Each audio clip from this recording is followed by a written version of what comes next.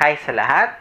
Kung ikaw ay isang rider at lagi mong ginagamit ang iyong cellphone, siguro sa paggamit ng maps or let's say GPS, yung number one problem mo, maliban dun sa walang signal, lagi kang nalulobat.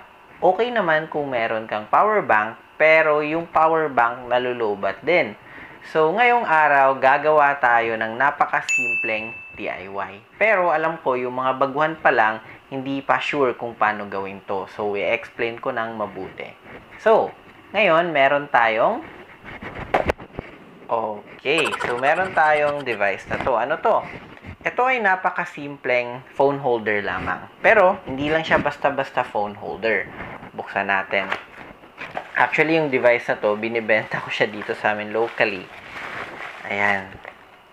So, merong manual. Dito naman, naka-bubble wrap siya. Merong free na Allen wrench. At, ito na yung device na tinutukoy ko. So, ito yung phone holder. Ayan. So, pwede itong ikabit sa motor. At sa likod niya, hindi lang siya basta-basta phone holder. Kung makikita nyo, meron niyang wire. Charger siya. USB charger or phone charger. So, ito na yung solusyon para hindi na kayo malobat. Kung lowbat ka na, lalagay mo lang yung cord mo dito sa phone mo. At, charge mo siya dito sa gilid. Meron niyang charging port. Ayun. So, yeah. Habang ginagamit mo yung GPS mo sa pagmamaneho, sa pagde-delivery, lalo na ngayong pandemic, usong-uso talaga to.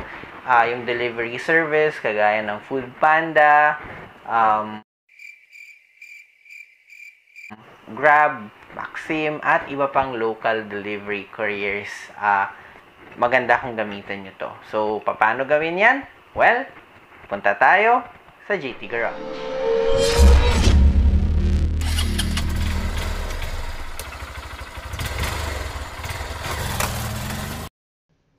So mga bro, ngayong araw tuturuan ko kayo kung paano magkabit ng USB charger sa inyong mga motor. Hindi lang phone yung pwedeng may charge dito, pwede rin yung ibang gadgets basta pasok dun sa voltage natin. So meron na akong lumang charging port dito, kinabit ko rin yan, papakita ko muna kung paano gagana. So kabit natin yung USB cord dun sa ating port, saksak natin yan sa ating device, hindi nagcha-charge, kailangan pa yang turn on. On natin yung ignition switch. Ayun, nagcha-charge siya. Off natin. Namatay din yung charger natin. On natin ulit. Charging.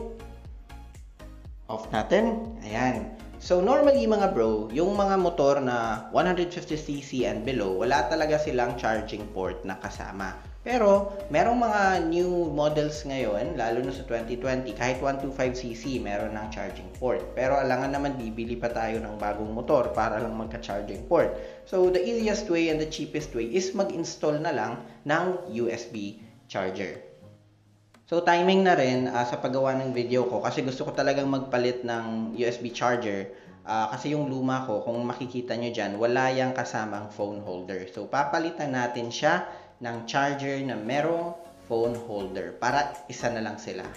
Ayan. So, lalagay natin yan dito. So, bakit ko pala sinabi na yung ituturo ko ay ang pinaka-safe na pag-install ng phone charger? Kasi, meron ding easiest way pero hindi safe. Which is, ito yung i-connect natin yung ating wires direkta sa ating battery. Positive and negative. So, bakit nga ba hindi safe pag nakadirect tayo sa battery? Una sa lahat, hindi mamamatay yung phone charger mo kapag pinatay mo yung motor mo. So, ibig sabihin, pag iiwan mo yung motor mo dyan, meron pa rin kuryente na dumadaloy dun sa phone charger. So, baka paglaruan or gamitin ng iba.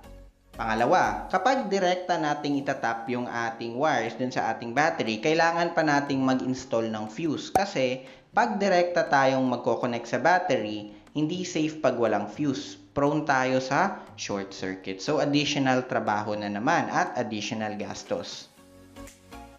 So, dun tayo magtatap sa ating accessory wire. Tatanggalin natin yung ulo ng ating motor. Ang kagandahan kasi pag dun tayo nakatap sa accessory wire is pag nakapatay yung motor natin, wala ding kuryenteng dumadaloy dun sa ating device.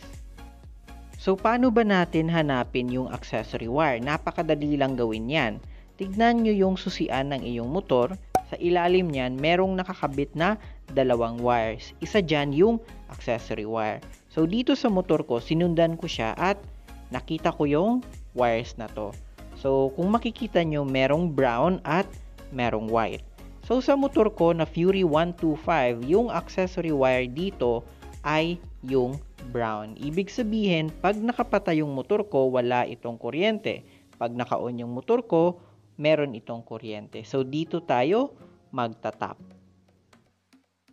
So, gagawin natin is itatap natin yung positive wire ng ating charger dito sa brown na accessory wire. Pero medyo mahirap siya kasi ang ikli-ikli ng wire niya. Yung gagawin natin is maglalagay tayo ng extension. So, ito yung ginawa ko. Naglagay ako ng extended wire. Yung red na yan, kinabit ko yan or tinap ko yan dun sa brown na accessory wire natin para hindi na tayo mahirapan mamaya sa pagtap ng ating charger. So next na gawin nyo is lagyan nyo ng magandang pwesto yung charger at saka phone holder nyo. Dito sa akin, bolt type siya. So meron ako ditong lalagyan ng bolt. Dito ko na siya nilagay at inayos ko na rin yung wires niya para hindi sagabal. So next na gagawin natin is itatap na natin yung positive or red wire ng ating charger dun sa ating extended accessory wire.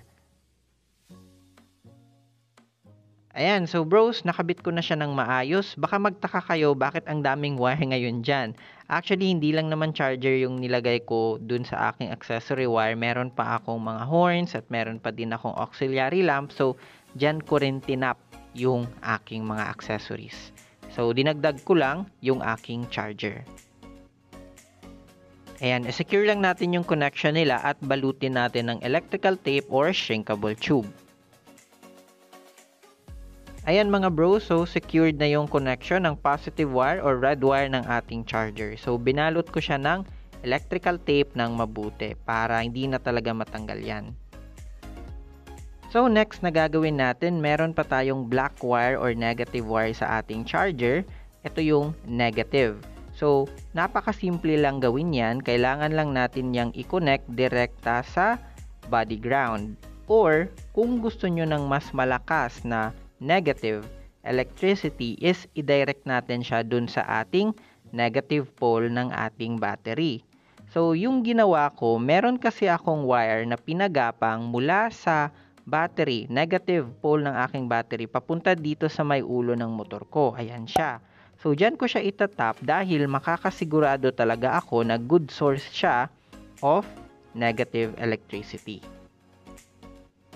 So, ayan na mga bro, secured na lahat ng connection natin, yung positive wire sa ating accessory wire at yung negative wire sa ating negative pole ng ating battery. So, check nyo lang lahat, dapat hindi maluwag yung pagkakakabit at hindi natatanggal. So, that's it. Ngayon, check natin kung gumagana yung ating charger. So, test na tayo. Pwesto natin yung ating cellphone. Huwag lang yung masyadong mahigpit. Huwag din yung masyadong maluwag. So, insert natin yung ating USB cord dun sa ating USB slot at saksak na rin natin to sa ating cellphone. So, tignan nyo, hindi yan mag-charge. Ayan. So, walang reaction kasi nga naka-off pa yung ating motor. Ngayon, ito yung mangyayari kung iti-turn on natin siya. Ayan, papakita ko naka-off pa yan. Turn on. Ayun. So, umilaw siya. Ito. Ayan. So, nagcha-charge siya. Try ko ring i-close up. Ayan. So, merong indication dyan. Yung parang bolt na symbol na charging yung aking cellphone.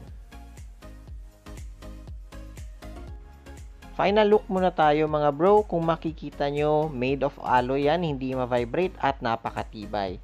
Waterproof din dun sa USB port niya. So, ayan. I hope na kahit napakasimple lang na tutorial na to, meron kayong natutunan. Hanggang sa muli, dito lamang sa GT Garage.